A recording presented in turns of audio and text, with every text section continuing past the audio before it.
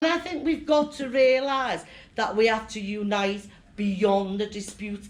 We have to unite around the ideas and where we do go. But victories are needed, and that means we can't have groups of people starve to death in terms of, strikers. I know on ours, people are nervous about what the action is. Literally, we're still weekly paid, right? And we won't go to monthly because they're so used to weekly pay. At least on a Thursday night at 10 o'clock, it goes in your bank account. Right, we've done well over the years. We've got above inflation, pay rises. And if you went back and looked at the stats, where a postal worker was 15 years ago to where they are now, we've done all right. I say we've done all right, but that's on the back of our money. Whereas everyone else has been pushed down. I never thought we'd be that far off a firefighter's wage. Do you know what I mean? And I know we do good jobs, and I know it's important to the communities, but we know we can do better, and we know we can do far more. But instead, they'd rather people who are, I would say, economically inactive, delivering parcels in the back of a car, when they feel fit for.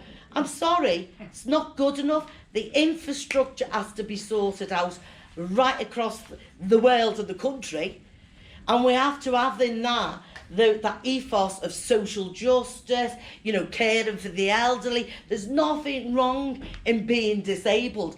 Once you're at 50, I don't know about you, everything is dropped off, right? So by the time you're 65, if you're a postal worker, some people will be super fit, others, it's literally killed them. And that's what you've got to remember. Work does kill you. The ethos of pensions was they paid for you to retire. You've done your dues. It's deferred wages. We have to get back to that winning that ideology. I'm going to shut up now. It's just I have so much down there, but I will touch on one, racism. Right, if anyone went on the last year's march, right, and I work with UAF and Stand Up to Racism, they're in our union building, right, and they said, do we have to pass it again? It's like, no, we've agreed that this is our annual event where we will go and protest. And if you looked at the turnout, just by the union saying to the membership and the reps, we want you to get there. We turned out in our thousands, right?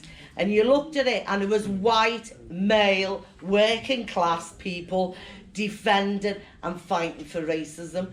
We're all doing the same. I notice Unite have got all their adverts out. We have to remember that this demonstration is important, the one in Glasgow as well. You've got Salvini as well, and so's Liverpool's got, you know what I mean? So everyone is out there protesting.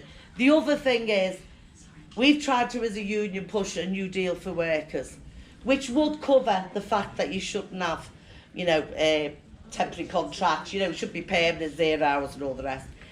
And that's agreed by the TUC. Is Mark still here? No, he's gone. I was going to say, I'm not at the TUC tomorrow. Unfortunately, I'm doing a strike where we'll be doing our stuff.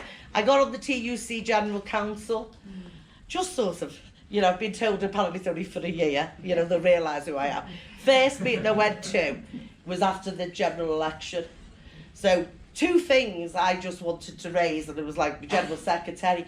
One's what are we doing about the UN Anti-Racism Day, and 2, what about that demo we're supposed to be doing, new deal for workers, because you've got to come out fighting after an election defeat.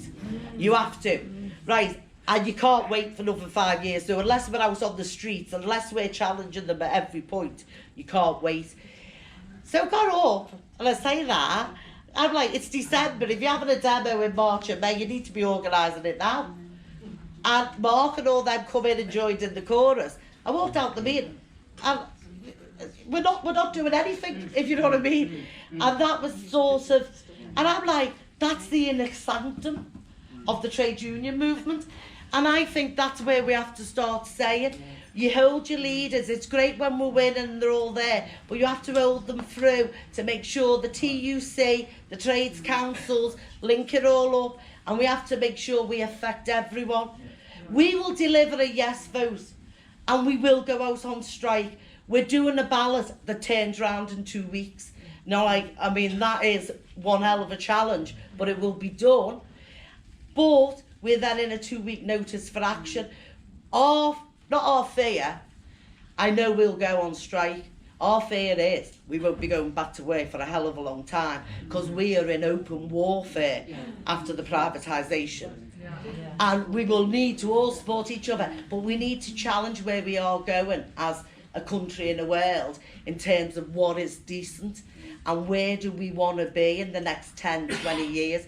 I think that can all be done if we're active locally, organised in every workplace, no matter what jobs you do, and bringing people together to have the confidence to get up and say, no, stuff you, don't agree with you, we're going to change it. And that's the type of fight I want to see building up, because I'm certainly not going to wait for every Tory to drop dead. I'm not going to wait for Labour to come up with the solutions and tell me to wait till they get into power, because I've done that for the last 30 years.